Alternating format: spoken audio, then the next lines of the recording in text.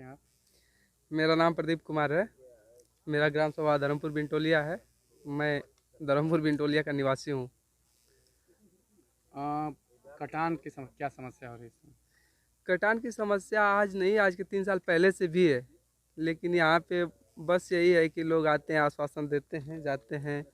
शासन प्रशासन से लेकर विधायक सांसद तक जितने लोग, कोई भी पार्टी का हो, आता है, बस यही आश्वासन देता है कि आपकी जो समस्याएं हों उसकी हम पूरी समाधान की कोशिश करेंगे कि आप सुरक्षित रहें।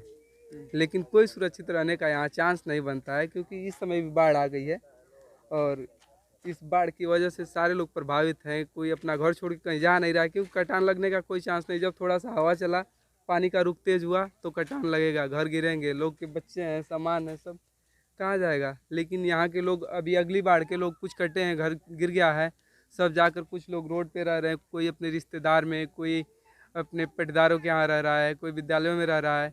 लेकिन अब तक उन लोग को ज़मीन नहीं आवंटित हो। कुछ लोग तो अपना घर तोड़ तोड़ के अपने उसी ज़मीन पे हैं, बस ज़मीन थोड़ी बची है, बाकी कुछ है नहीं। थोड़ी थोड़ी ज़मीन बची है, दूसरे दूसरे की ज़मीनों में लोग रह रहे हैं पन्नी डाल के।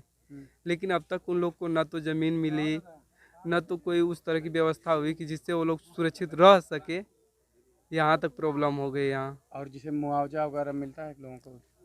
मुआवजा उन लोग को मिला है कि जिन लोग का बाद में कटा, किसी लोग को मिल गया है। जिन लोग का पहले का कटा है उन लोग का अब तक कुछ नहीं मिला, ना तो ज़मीन मिली, ना पैसे मिले। बाकी क्या कह सकते हैं इसके लिए। ऐसे ऐसे लोग हैं। यहाँ पे घर गिर गया है, यहाँ लगभग हमारे घर के पड़ोस में ही 8-10 लोग का घर है, सब लोग तोड़ चुके हैं, पन्नी डाल के रह रहे हैं। और लोग रोज लेखपाल के यहाँ एक लोग जाते आते हैं, लेखपाल कान को यही कहते हैं कि हम कल्लापार में ज़मीन देखें, सुहा में ज़मीन देखें, लक्ष्मीपुर में ज़मीन देखें। लेकिन देखा तो है भाई, पैमाइश कब होगी उसकी, नपेगी कब, कब मिलेगी, लोग कब तक पन्नी डाल के रहेंगे। सरकार आज तक उसका कोई इंक्वायरी नहीं की कि वो लोग कैसे रह रहे हैं जिन लोग के घर गिर गए हैं। उन लोग के बच्चे पढ़ रहे हैं कि नहीं पढ़ रहे हैं, जिन लोग के घर गिर गए हैं वो पन्नी डाल के रह रहे हैं। आखिर में अस्थायी व्यवस्था नहीं होगी तो उन लोग बच्चे पढ़ेंगे कहाँ, रहेंगे कहाँ, वो लोग खाएंगे पिएंगे कैसे।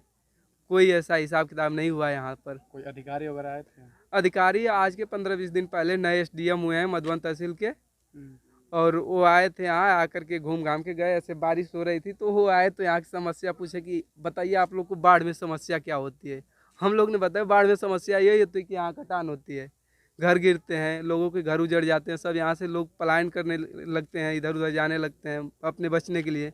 लेकिन वो आए तो यहाँ की समस्या बस उनको यही दिखी कि यहाँ का नलका का पानी दूषित हो जाता है, तो उसमें क्लोरीन की टैबलेट डालने को बोले। यहाँ के देखे कि पशुओं को गला घोटू होता है तो उसकी टैबलेट देने को बोले। यहाँ ये देखे कि यहाँ पे लोग दुबारी नहीं जा पाते हैं तो नाव की व्यवस्था, बोले कि हम नाव की उचित व्यवस्था करेंगे। बताइए, जब घर नहीं रहेगा यहाँ लोग कैसे रहेंगे, दुबारी क्या करने जाएंगे। जब घर रहेगा तब तो कोई रहेगा, नाव से क्या यहाँ का उज्जवल भविष्य होगा। इस साल कटान की क्या स्थिति है? इस साल कटान की ये स्थिति है, हमारे घर के गांव के जैसे उत्तर साइड में है, ये घाघरा नदी के कटान पे लगभग 30 घर हैं। इस समय लगभग वहाँ पे सारे घर टूट गए हैं, सब ध्वस्त कर दिए गए हैं। क्योंकि कटान कल से अब तक लगभग 24 घंटे के अंदर 25 घर गिर चुके हैं पानी में। सब लोग अपना अपना सामान लेकर पलायन कर रहे हैं। कोई कोई अपने पटदारों रिश्तेदारों के यहाँ, नहीं तो रोडों पे आके अपना सामान सब गिरा रहे हैं, रह रहे हैं। और कल शायद कुछ शासन प्रशासन के लोग आए थे, देख होकर कर चले गए आश्वासन देकर, लेकिन अब तक कोई उचित व्यवस्था नहीं हुई है उन लोग के लिए। और प्राथमिक विद्यालय में कुछ लोग रहते हैं कैसे? प्राथमिक विद्यालय में, हाँ, यहाँ प्रेम चाचा हैं, इनका घर है, ये गिर गया है, अगली बाढ़ का गिरा है, लेकिन अब तक इनको ज़मीन नहीं आवंटित हुई। और देखिए एक छप्पर डाल के यहाँ रह रहे हैं, इनका सामान विद्यालय में पड़ा है। कभी कभी विद्यालय के लोग, कभी एसडीएम भी कह देते हैं कि विद्यालय खाली करो। बेचारे परेशान हैं, सामान है, अकेले हैं, बूढ़े आदमी हैं। अब तक न तो उनकी ज़मीन की कोई व्यवस्था हुई और न इनके घर की। सरकार उनको मुआवजा भी पता नहीं अब तक दी कि नहीं, उनका पक्का घर था यहाँ टूट गया। मुआवजा लेने में पैसा तो नहीं लगता है ना? मुआवजे में तो नहीं है, लेकिन इतना है कि जो ज़मीन नप रही है, जो पैसे वाले हैं पैसे देते लेते हैं, उन लोग का तो हो जा रहा है। लेकिन जो गरीब परिवार पड़ा है वो बिना पैसे वाले ही पड़े हैं अब तक, हम यही देख रहे हैं। अच्छा, मतलब जो पैसा नहीं दिया उनको अभी ज़मीन नहीं? हाँ, यही बात है, पक्की पक्की। और उसमें भी जिसका नपेगा, पैसा देगा तभी नपेगा, ये भी बात है। हाँ, कम से कम 25,000 की तादाद में लोग पैसे मांग रहे हैं कि एक आदमी से लगभग 25,000 20,000 से ऊपर पैसे का डिमांड हो रहा है। कितनी ज़मीन मिलती है? जमीन का कोई ठीक ठिकाना नहीं है, इसलिए कि हम देख रहे हैं हमारे घर के कुछ बगल वाले लोगों को मिला है, किसी को 12 कड़ी है, किसी को 14 कड़ी है, किसी की 22 कड़ी है, किसी की 25 कड़ी है। लेकिन जब हम लोग धरना देने गए तो वहाँ पे बातें हुई कि एक आदमी को 28 कड़ी जमीन दे दी जाएगी, 28 कड़ी से ऊपर ही दी जाएगी। लेकिन हम देख रहे हैं कि जिसको 14 कड़ी मिला है वो तो आधे में आ गया। उसके अगर 2 बच्चे होंगे, छोटे छोटे होंगे, तो कैसे रहेंगे? आज वो यहाँ से जाके किसी तरह रह रहा है, गुजर बसर कर रहा है, लेकिन जब बड़े होंगे तो कहाँ रहेंगे उतनी जमीन में? कम से कम एक आदमी का हिस्सा तो पूरा होना चाहिए। स्थानीय विधायक वगैरह आते हैं यहाँ पे? हाँ, स्थानीय विधायक जी आते हैं, जो राज्यपाल के लड़के हैं। कौन? बिहार के राज्यपाल हैं फागू चौहान, उनके लड़के हैं रामविलास चौहान जी। आते हैं और अपनी बिरादरी से ही घूम के इधर भी आते हैं, लेकिन बस वही काम है कि आए अपनी गाड़ी से उतरे ना पाए, नहीं तो हवा लगेगी। ये तो दूषित हवा है ना, देवरांचल की हवा असर सबको बहुत बेकार करती है। यहाँ के लोगों को ठीक है। अच्छा, यहाँ से वोट लेके चले जाते हैं? हाँ, वोट तो पाए भाई, बम्पर वोट से जूते हैं। चुनाव के समय आए तो बोले कि देवरांचल पे पहली नज़र होगी अगर हम विधायक बने तो। और आने के बाद यहाँ सरजू जी का जल लेकर के कसम भी खाए लोग। और ऐसे ही दारा सिंह चौहान भी किए थे कि सरजू जी का जल लेकर कसम खाए। तो ये सब आश्वासन देकर लोग जाते हैं, हम लोग को छलावा देते हैं कि आप लोग चुपचाप पड़े रहिए और इसी में भविष्य चली जाएगी, सरजू जी के जल में जब बह जाएगी सब लोग स्वस्थ हो जाओगे। जल में बह जाओ, कोई किसी हाँ, किसी से मतलब है भाई, किसका यहाँ कौन रिश्तेदार है? यहाँ तो सब शासन प्रशासन के दलाल हैं। अच्छा, क्या होता कि आप लोगों का ये बच जाता? सबसे पहले हम लोगों ने बहुत पहले डीएम का जाकर वहाँ कलेक्ट्रेट का घेराव किए। लगभग उसमें हम लोगों ने 20-25 ट्रॉली लेकर गए थे। और हम लोग के एक वकील थे गोपाल निषाद जी, जो हम लोग का नेतृत्व कर रहे थे। होता कि बच जाता? और वहाँ ठोकर के लिए हम लोग का डिमांड था डीएम से। उसने हम लोग का लेटर मुख्यमंत्री तक भेजा और वहाँ से हुआ कि ठीक है, ये मंजूरी कर दी जाएगी। लेकिन अब तक उस ठोकर के नाम पे एक ईंट पत्थर तक उस नदी में नहीं पड़ा। अच्छा, वहाँ पे ठोकर? हाँ, उस पुल के सामने इधर। इन लोग का हम लोग का डिमांड था कि कम से कम जो टंगुनिया परसिया में वो ठोकर पड़ा है वैसा 2-3 ठोकर पड़ जाता, कम से कम 500-500 मीटर के।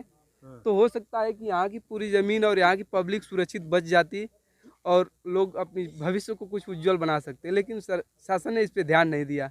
बिल्कुल यहाँ के लोग बहुत दुखी हैं इस बात से कि शासन प्रशासन ने हम लोग पे कोई नज़र नहीं रखा। और इस तरह से अगले जो बाढ़ आई थी उसमें यहाँ पे लोग पेड़ों के झाड़ पात डाल के ये गांव कटवा दिए। लकड़ी के झाड़ पात डालने से बाढ़ कहाँ रुकने वाली? सब कटान से इतने लोग, इसमें से 150-200 घर अगली बार के कटे हैं। फिर उसके अगले साल भी 100 घर कट गए। नदी के उस पार जो पानी दिख रहा है वहाँ तक पूरा घर था, एक विद्यालय था वहाँ। विद्यालय के बाद में लगभग 50 घर थे। फिर इधर लगभग मल्लाहों बिंदो की घर थे लगभग 100 घर। कम से कम यहाँ पे 400 घर तबाह हो चुके हैं अब तक पूरी काउंटिंग के हिसाब से। इसकी पूरी लिस्ट जारी हुई है। आज के 15 दिन पहले लेखपाल आए थे, नए लेखपाल हुए हैं यहाँ के, वो आए थे और सूची बनाकर ले गए एसडीएम के कहने पर कि यहाँ पे जो लोग हैं इन लोग की सूची बनाई जाए, इन लोग को उचित मुआवजा और रहने की ज़मीन की व्यवस्था की जाएगी। लेकिन अब तक ये सब बात झूठी निकली, इसलिए कि अब तक उसका कोई यहाँ पे नोटिफिकेशन नहीं आया कि उसके लिए क्या हो रहा है क्या नहीं हो रहा है। हम लोगों ने बस यही आस लगा के बैठे हैं कि आज नहीं तो कल घर कट जाएगा तो हम लोग को रोड ही एक सहारा है कि जहाँ रह सकते हैं। हाँ, बंदा।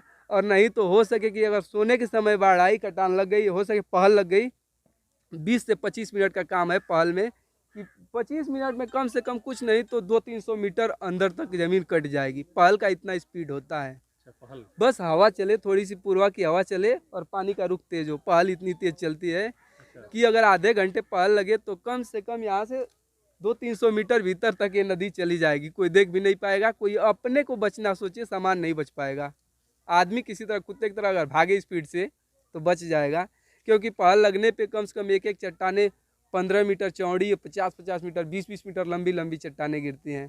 यहाँ देवरांचल पे हम लोग का जीवन गुजरा, हमारी उम्र 30 साल हो गई। यहाँ बूढ़े लोग हैं, उन लोग से मुँह से पूछ लीजिए, ये सब बातें सच निकलेगी। यहाँ पहल की वजह से यहाँ का गाँव कटा एकाएक। यहाँ पे कुआँ था, इधर अंबेडकर की मूर्ति थी, उधर विद्यालय था, ये सब पहल की वजह से कटा। इन लोग को कटने में बहुत काफ़ी समय, 1-2 दिन का टाइम नहीं लगा।